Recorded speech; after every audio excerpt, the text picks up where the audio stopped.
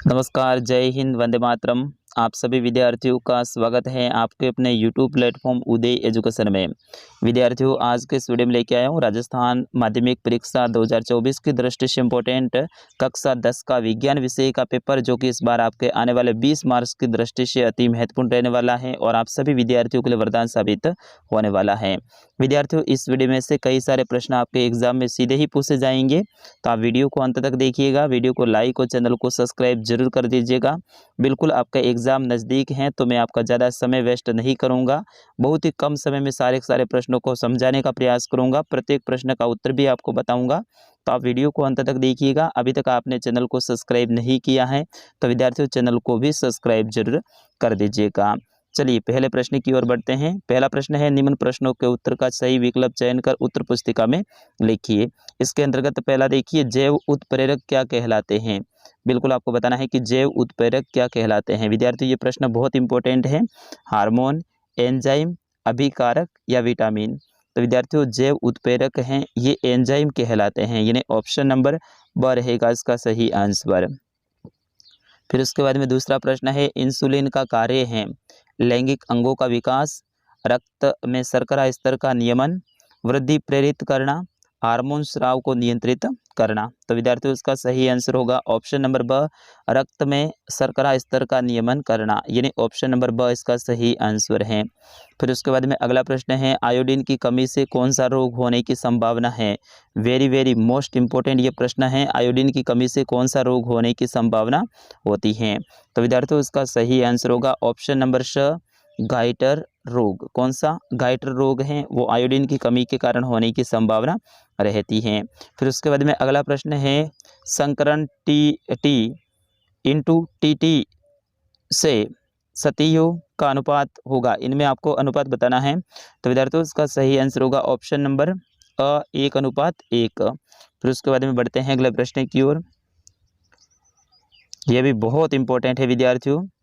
Dioptre मात्रक हैं, यानी डायोप्टर हैं वो किसका मात्रक है। फोकस दूरी का, आवर्धन का, लेंस की शक्ति का, विभेदन क्षमता का। तो विद्यार्थियों इसका सही आंसर होगा आपका ऑप्शन नंबर श, लेंस की शक्ति का मात्रक है वो डायोप्टर है, यानी ऑप्शन नंबर श इसका सही आंसर। फिर उसके बाद में अगला प्रश्न है, कांच के एक त्रिभुज प्रिज्म में होता है। तो बिल्कुल इसका सही आंसर होगा ऑप्शन नंबर ब, यानी 2 त्रिभुज आधार तथा 3 आयताकार पार्श्व पृष्ठ पर। फिर उसके बाद में अगला प्रश्न है, ओम इंटू मीटर निम्नलिखित में से राशि का मात्रक है। ओम इंटू मीटर का राशि का मात्रक आपको बताना है प्रतिरोध, प्रतिरोधकता, धारा, विभवांतर। ठीक है ना। तो इसका सही आंसर आपका ऑप्शन नंबर अ रहेगा, सॉरी ऑप्शन नंबर ब रहेगा, प्रतिरोधकता। फिर उसके बाद में अगला प्रश्न है, लंबाई बढ़ाने से तार का प्रतिरोध बढ़ता है, घटता है, कोई परिवर्तन नहीं होता है, इनमें से कोई नहीं। तो इसका सही आंसर है आपका ऑप्शन नंबर अ, बढ़ता है, यानी तार का जो प्रतिरोध है वो क्या करता है, बढ़ता है। फिर उसके बाद में अगला प्रश्न है, प्रश्न संख्या 9। फटाफट मैं बता रहा हूँ क्योंकि आपका समय बहुत कम है आपके पास में। साग सब्जी वनस्पति द्रव्य का विघटित होकर कंपोस्ट बनाना किस प्रकार की अभिक्रिया है। वेरी वेरी मोस्ट इंपॉर्टेंट ये प्रश्न है विद्यार्थियों, स्टार लगा दीजिएगा, ठीक है ना। ये प्रश्न आने की पूरी संभावना रहेगी। तो इसका सही आंसर आपका होगा आपका ऑप्शन नंबर ब, ऊष्माक्षेपी अभिक्रिया। कौन सी है, ऊष्माक्षेपी अभिक्रिया। फिर उसके बाद में अगला प्रश्न है प्रश्न संख्या 10। पहले के अंतर्गत ये 10वां है विद्यार्थियों। अपमार्जकों का सामान्य रासायनिक सूत्र है। तो अपमार्जकों का सामान्य रासायनिक सूत्र आपके ऑप्शन स में दे रखा है, R-O माइनस SO घात 3 जो कि ऋणात्मक रहेगा, Na धनात्मक, या फिर ROSO3 Na जो यह सूत्र है आपका ऑप्शन नंबर श में दे रखा है, ये आपका सही आंसर रहेगा। फिर उसके बाद में अगला है, खाद्य पदार्थ के डिब्बों पर जिंक की बजाय टीन का लेप होता है क्योंकि। तो इसका सही आंसर आपका ऑप्शन नंबर श रहेगा, टीन की अपेक्षा जिंक अधिक अभिक्रियाशील है। फिर उसके बाद में अगला प्रश्न, जैवमंडल से CO2 निकाल दी जाए तो सर्वप्रथम कौन से जीवों में ऋणात्मक प्रभाव होगा। ऋणात्मक प्रभाव का पूछा जा रहा है विद्यार्थियों, जो कि इम्पोर्टेंट है। तो इसका सही आंसर आपका ऑप्शन नंबर ब रहेगा। प्राथमिक उपभोक्ता हैं उनको ऊपर है वो ऋणात्मक प्रभाव रहेगा।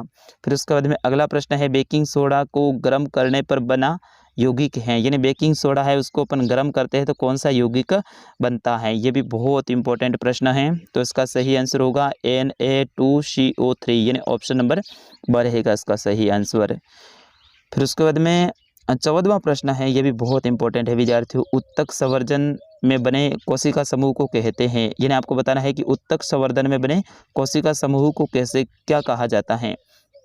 तो विद्यार्थियों इसका सही आंसर होगा आपका ऑप्शन नंबर अ, यानी केलस कहा जाता है। फिर उसके बाद में अगला है, चुंबकीय क्षेत्र रेखाएं होती हैं, आपको बताना है चुंबकीय क्षेत्र रेखाएं होती हैं, तो इसका सही आंसर होगा बंद वक्र होती हैं। कैसी होती है? बंद वक्र होती हैं। तो इस तरह से आपके 15 अवसाद के प्रश्न आने वाले हैं विद्यार्थियों। कई सारे विद्यार्थी कमेंट करते हैं कि सर ये तो डैश वर्ग का है, लेकिन डैश वर्ग में भी जो इम्पोर्टेंट प्रश्न बन रहे हैं, जो मॉडल पेपर आपका इम्पोर्टेंट बन रहा है उन्हीं को हम लेकर आ रहे हैं। बाकी डैश वर्ग में तो आपके खूब सारे मॉडल पेपर हैं, तो उन्हीं में से ये एक है। इनमें से ज़्यादातर प्रश्न आपके एग्जाम में आने की संभावना रहेगी। जो विद्यार्थी अंत तक देखेगा उनको फायदा होने वाला है, जो नहीं देखेगा डैश वर्ग करके छोड़ के चला जाएगा वो भले जा सकता है, हमें कोई फर्क नहीं पड़ता है। फिर उसके बाद में अगला प्रश्न है, रिक्त स्थानों की पूर्ति कीजिए। तो इसमें आपको खाली जगह को भरना है। पहला है, शिराओं में रुधिर को एक ही दिशा में प्रवाहित करने के लिए वाल्व होते हैं। क्या होते हैं? वाल्व होते हैं। फिर उसके बाद में दूसरा है, दो या दो से अधिक धातुओं के समांगी मिश्रण को मिश्र धातु कहते हैं। दो या दो से अधिक जो मिश्रण वाले जो धातु होते हैं ना, उसे क्या कहते हैं? मिश्र धातु कहते हैं। जैसे कि जनन कोशिका उत्पादित करने वाले अंग एवं जनन कोशिका को निषेचन के स्थान तक पहुंचाने वाले अंग संयुक्त रूप से नर जनन तंत्र कहलाते हैं या फिर बनाते हैं। फिर उसके बाद में अगला है, लवण के एक सूत्र इकाई में जल के निश्चित अणुओं की संख्या को क्रिस्टलन जल कहते हैं। क्या कहते हैं? क्रिस्टलन जल कहते हैं। फिर उसके बाद में अगला प्रश्न है, सौर भट्टियों में सूर्य के प्रकाश को केंद्रित करने के लिए बड़े अवतल दर्पणों का उपयोग किया जाता है। तो यहाँ पे आपको लिखना है बड़े अवतल दर्पण, ठीक है। फिर उसके बाद में अंतिम है, इसमें R बराबर P बटा A, तो ऊपर में क्या आएगा? इसमें आपका जो ऊपर में है वो इसमें I आएगा, ठीक है ना, I आएगा, I बटा A। और फिर उसके बाद में अंतिम जो आपका रिक्त स्थान है, ये भी बहुत इंपॉर्टेंट है विद्यार्थियों, सूर्य से आने वाली पराबैंगनी किरणों को मानव त्वचा का कैंसर उत्पन्न करती है, यानी मानव के अंदर चमड़ी का कैंसर होता है सूर्य से आने वाली किरणों के कारण। फिर उसके बाद में अगला प्रश्न है आपका प्रश्न संख्या 3। इसके अंतर्गत आपके आएंगे अति लघुतरात्मक प्रश्न। प्रश्नों का उत्तर एक शब्द या एक पंक्ति में आपको देना है, तो ये भी बहुत इंपॉर्टेंट रहेगा। इसमें से विद्यार्थियों बहुत सारे प्रश्न इस बार आपके एग्जाम में आएंगे, मैं 100% श्योर हूँ। चलिए इसमें पहला देखिए, क्रिस्टलन का जल से क्या अभिप्राय है? क्रिस्टलन का जल से क्या अभिप्राय है? तो विद्यार्थियों इसका सही आंसर होगा, लवण में एक सूत्र इकाई में जल के निश्चित अणुओं की संख्या को क्रिस्टलन का जल कहते हैं। फिर उसके बाद में निस्तापन किसे कहते हैं? इसको स्टार लगा दीजिएगा, ये पक्का सपने वाला प्रश्न है। निस्तापन किसे कहते हैं?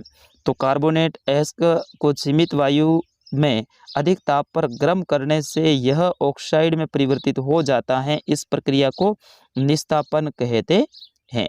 फिर उसके बाद में F2 की इलेक्ट्रॉन बिंदु संरचना बनाइए, यानी F2 की इलेक्ट्रॉन बिंदु की संरचना आपको बनानी है।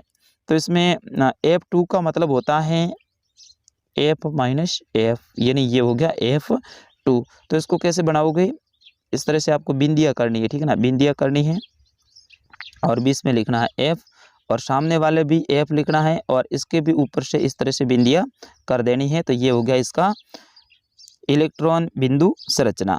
फिर उसके बाद में अगला प्रश्न है प्रश्न संख्या 4, संरचनात्मक समवाय किसे कहते हैं? तो विद्यार्थियों इसका सही आंसर होगा, समान आणविक सूत्र लेकिन विभिन्न संरचनाओं वाले यौगिक संरचनात्मक समवाय कहलाते हैं।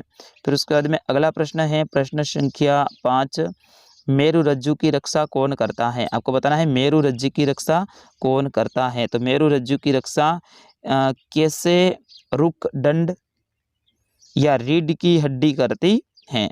कौन करती है? रीढ़ की हड्डी करती हैं। फिर उसके बाद में अगला है मानव में वृषण कोष कहाँ स्थित होते हैं? तो मानव में वृषण कोष उदर गुहा के बाहर स्थित होते हैं। किस कहाँ पर होते हैं? उदर गुहा के बाहर स्थित होते हैं। फिर उसके बाद में अगला प्रश्न है उत्तल दर्पण किसे कहते हैं? आपको बताना है उत्तल दर्पण किसे कहते हैं। तो ये भी बहुत इंपॉर्टेंट है विद्यार्थियों। वह गोलीय दर्पण जिसका परावर्तन पृष्ठ बाहर की ओर वक्रित होता है उसे उत्तल दर्पण कहते हैं। फिर उसके बाद में अगला प्रश्न है विद्युत चुम्बक के क्रोड सामान्यतः किसका बना होता है? आपको बताना है कि विद्युत में चुम्बक में जो क्रोड है वो किसका बना होता है? वो कच्चे लोहे का बना होता है। किसका होता है? कच्चे लोहे का। और किन्हीं दो प्राकृतिक पारितंत्र के नाम लिखिए। आपको बताना है किन्हीं दो प्राकृतिक पारितंत्र के नाम। तो इसमें आप झील, वन, जंगल, झाड़ी, झरना, नदी, सागर, तो इनमें से कोई भी दो आप बता सकते हैं। ठीक है। फिर उसके बाद में खंड ब आता है, इसके अंतर्गत ये प्रश्न है। फिर उसके बाद में पांचवा प्रश्न भी देख सकते हैं विस्थापन अभिक्रिया किसे कहते हैं? और निम्न अभिक्रिया में ए को पहचानना है आपको। फिर उसके बाद में ये प्रश्न इंपॉर्टेंट रहेगा एस्टरीकरण किसे कहते हैं समझाना है। फिर उसके बाद में सातवां प्रश्न है निम्नलिखित अभिन्न कर्मों के साथ एथेनॉल की रासायनिक अभिक्रिया को संतुलित समीकरण में लिखिए। ये प्रश्न दोनों ही इंपॉर्टेंट रहेंगे विद्यार्थियों। फिर उसके बाद में अगला है मनुष्य के आहार नाल से संबंधित ग्रंथियों के नाम लिखिए तथा पित्त रस के दो कार्य लिखिए। ये प्रश्न बहुत इंपॉर्टेंट है, ठीक है ना। पित्त रस वाला और आहार नाल वाला, ये अच्छे से याद कीजिएगा आप। फिर उसके बाद में एक कोशिकीय और बहुकोशिकीय जीवों की जनन पद्धति में दो अंतर लिखिए। वेरी वेरी मोस्ट इंपॉर्टेंट ये प्रश्न है, सपने वाला प्रश्न है, इसको भी अच्छे से याद कर लीजिएगा। फिर उसके बाद में है कि बीजों के बनने से पौधे में होने वाले कोई चार लाभ बताने हैं। और फिर उसके बाद में 11 है वास्तविक तथा आभासी प्रतिबिंब में दो अंतर लिखने हैं। फिर उसके बाद में 12वां प्रश्न है किसी अवतल दर्पण द्वारा प्रतिबिंब का किरण आलेख खींचिए जबकि वस्तु फोकस एफ पर स्थित हो। और फिर उसके बाद में गैल्वेनोमीटर क्या है, इसकी उपयोगिता लिखिए। सपने वाला प्रश्न है, ये पक्का आएगा 101%, तो इसको अच्छे से याद कर लेना। गैल्वेनोमीटर क्या है आपको अच्छे से याद करना, ठीक है ना। गैल्वेनोमीटर क्या है इसको अच्छे से याद करना है। फिर उसके बाद में धारावाही चालक छड़ को चुंबकीय क्षेत्र में लंबवत रखने पर उस पर लगने वाले बल की दिशा की व्याख्या के लिए फ्लेमिंग के बाएं हाथ का नियम लिखिए तथा आवश्यक चित्र भी बनाना है। और फिर उसके बाद में 15वां प्रश्न है अपमार्जक क्या होते हैं, पारितंत्र में इसकी क्या भूमिका होती है। यानी बहुत बहुत इंपॉर्टेंट ये प्रश्न है अपमार्जक वाला, 101% ये प्रश्न सपने वाला है, अच्छे से याद करके जाना विद्यार्थियों। जो इस प्रश्न को याद करके नहीं जाएगा वो बाद में पछताएगा। फिर उसके बाद में अगला प्रश्न है आपके खंड श के अंतर्गत क्या होता है जब केवल रासायनिक समीकरण दीजिए इनका। ये सारे के सारे प्रश्न अच्छे से याद कर लेने हैं आपको। और फिर उसके बाद में 17वां है सिनेप्स किसे कहते हैं, तंत्रिका कोशिका का एक कार्य बताना है, तंत्रिका कोशिका का नामांकित चित्र भी बनाना है। तो ये प्रत्येक प्रश्न 3-3 1-1 नंबर का रहेगा। या फिर मानव में अग्नाशय ग्रंथि से निकलने वाले हार्मोन का नाम और उनके दो कार्य लिखना है। अच्छे से याद कर लेना विद्यार्थी, ये सारे प्रश्न इंपॉर्टेंट हैं। और अगला प्रश्न है मेंडल के प्रयोग ने ये किस प्रकार दर्शाया कि लक्षण प्रभावी एवं अप्रभावी होते हैं। विभिन्न लक्षण स्वतंत्र रूप से वंशागत होते हैं और समयुग्मी और विषमयुग्मी में 3 अंतर आपको बताने हैं। तो इस तरह से यहाँ पर मैंने 18 प्रश्न बताए हैं। इस बार आपके बोर्ड के एग्जाम में 23 प्रश्न आएंगे, ठीक है ना। 22 या फिर 23 प्रश्न आने वाले हैं। तो उन प्रश्नों को आगे वाले जो बड़े बड़े प्रश्न हैं उनको मैंने नहीं बताया है, आप स्वयं विवेक से उनको याद कर दीजिएगा। फिलहाल के लिए इस वीडियो में इतना ही विद्यार्थियों, मिलते हैं अगले वीडियो में, तब तक के लिए मुझे आगे दीजिएगा। नमस्कार, जय हिंद, वंदे मातरम।